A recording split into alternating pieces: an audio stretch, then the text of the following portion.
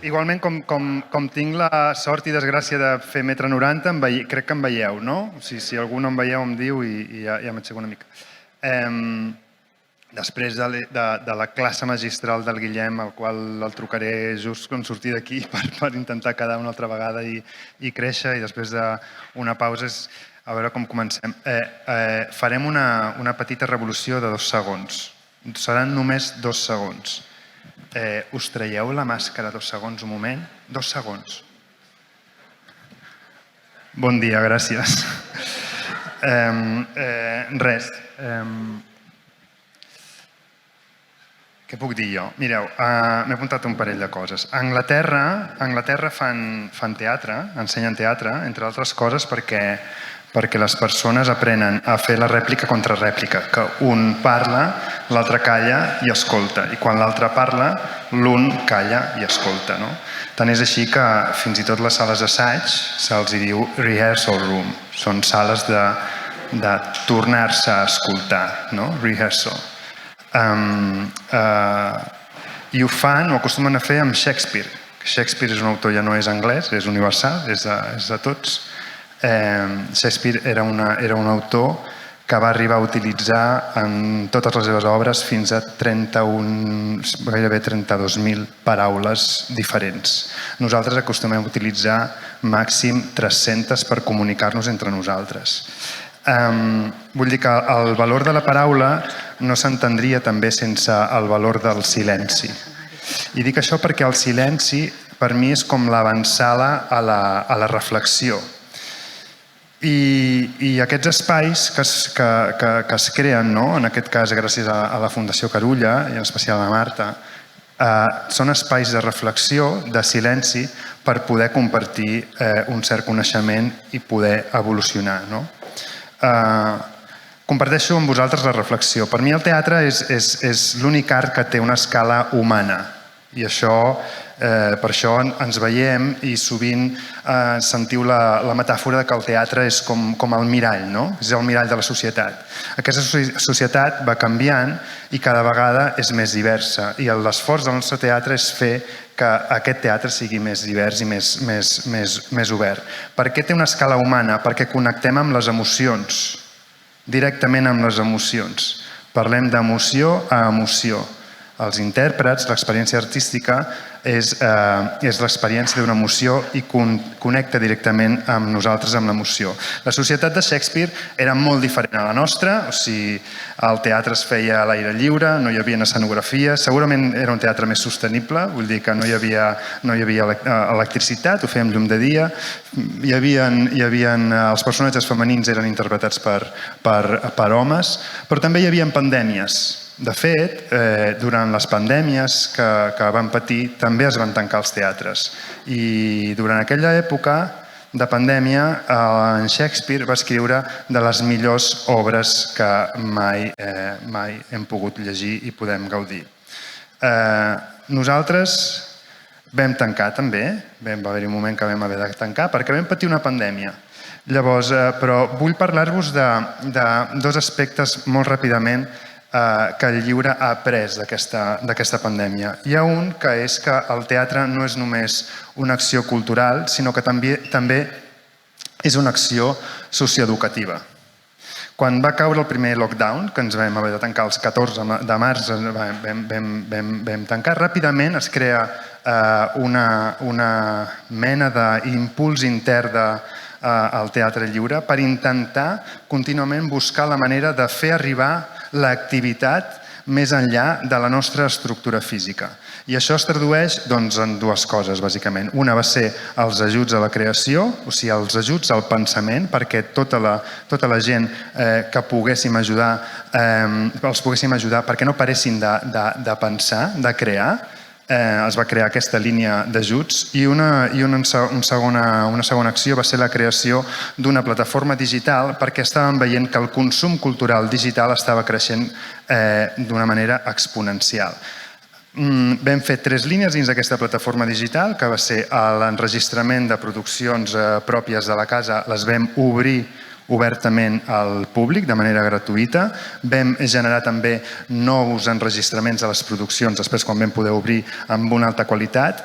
Vam tornar als radiodrames, que és una experiència que ja el teatre, per on el teatre ja havia passat, i li vam donar més qualitat, vam aplicar tecnologia a aquests radiodrames i li vam sumar també una cosa que vam dir els clàssics pels infants, és a dir, l'adaptació de clàssics destinats directament al públic menor. Aquest consum va créixer, la demanda de tot això, sobretot de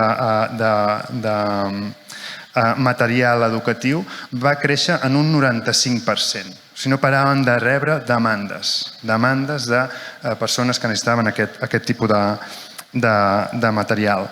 Actualment vam aprofitar el temps i vam crear un programa a 3 anys, un programa educatiu, gràcies a l'experiència que estàvem passant en aquell moment, que ara tenim a 3 anys, on les arts puguin entrar dins de les escoles i a la vegada les escoles puguin venir al teatre. Ja no es tracta només que les persones vinguin al teatre com a espectadors, sinó nosaltres poder anar a totes les escoles a intercanviar els nostres processos creatius, amb la condició d'intentar abarcar tota la franja d'edat educativa, des d'instituts, escoles fins a universitats. Llavors tenim tot un programa que ara tenim un horitzó de 3 anys que intentem abarcar totes les edats educatives. El projecte artístic del Teatre Lliure actualment es vertebra amb els eixos de cultura, escena, societat i educació, i li hem sumat la part digital. I res no s'entén sense aquestes branques. No són branques independents, sinó que són absolutament dependents una de les altres. Vull dir que els projectes que fem sempre haurien de tenir una part social, una part educativa, una part cultural, una part escènica i a la vegada poder-ho compartir més enllà de la nostra estructura física. Després hi ha un altre punt que vam aprendre durant aquesta pandèmia, que és que el teatre cura. El teatre cura. Posar la cura en el centre de les nostres accions farà que la nostra societat canviï de mentalitat. I això ho hem viscut totes i tots durant aquest últim any. Tots vosaltres, i part de vosaltres estic segur que esteu aquí, heu ajudat moltíssim a tenir cura de les persones que teniu al vostre voltant durant l'últim any, d'una o d'una altra manera. I això ha sigut la gran revolució i el gran canvi social al que creiem que ens estem abocant d'una manera positiva. La cura és el motor de canvi social i el teatre i les arts també ho són i ha quedat molt demostrat. Personalment he tingut la possibilitat de compartir 3 projectes. Un va ser el 2018 amb la Fundació Arrels, amb unes persones que van patir el sensellarisme, un altre amb la Fundació Amics de la Gent Gran, amb persones que pateixen l'edatisme i aquesta altra pandèmia, com deia el Guillem, de la soledat, i l'últim muntatge ja durant estat de pandèmia amb la joventut, amb aquesta altra també pandèmia que és el suïcidi. I se n'ha de parlar, s'ha de parlar. El 46% de les persones que han vingut al teatre dins aquest aforament limitat a veure el muntatge de la malaltia són persones menors de 30 anys. Són persones menors de 30 anys que han volgut compartir amb nosaltres les seves angoixes. Aquests muntatges us els anomeno, no m'agrada posar-me com a exemple mai, però perquè veieu que persones com en l'època de Shakespeare, a l'època de Shakespeare no hi havia professionalització excessiva, hi havia la companyia del rei, que llavors potser cobrava alguna cosa, però acostumaven a ser persones no professionals, amb gran de talent i amor a les arts, que feien teatre. Per què us ho dic? Perquè existeixen persones amb les quals podem fer teatre que el que fem és visibilitzar realitats a partir d'una mentida. El teatre és l'art de la mentida. I això permet escoltar, que és el que deia al començament. Permet escoltar les diferents realitats i que les persones se sentin escoltades, perquè si no se senten escoltades, se senten invisibilitzades. I aquí no hi ha ningú que sigui invisible, crec jo. Us veig jo de moment, no sé si hi ha algú invisible, però de moment no. Tampoc el veuria si fos invisible, oi? Vull dir, com veieu al teatre, i ja acabo, jo crec que estic dins el time, 2 minutets, perfecte. Com veieu, el teatre és molt més que entreteniment.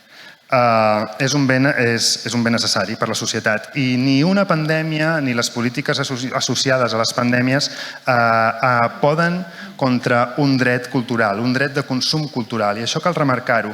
Heu de saber i heu de fer participar tothom de que tothom té un dret al consum cultural. Tothom té dret a la cultura.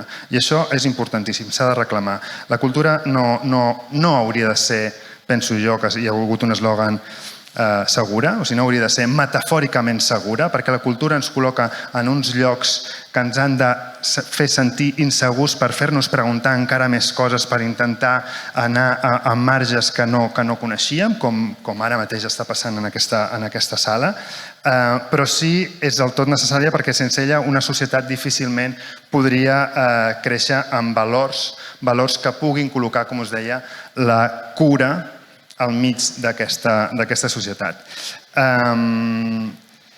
I la resta, bàsicament ja he executat, 10 minuts clavat, no? Encara? 30 segons? Un minut, 40... Bueno, què tal? Us explico una... La resta, en principi, seria silenci, que deia Hamlet, no? Deia el Shakespeare. I això he volgut ser molt concret, molt precís i donar-vos les gràcies per la vostra atenció. Què tal?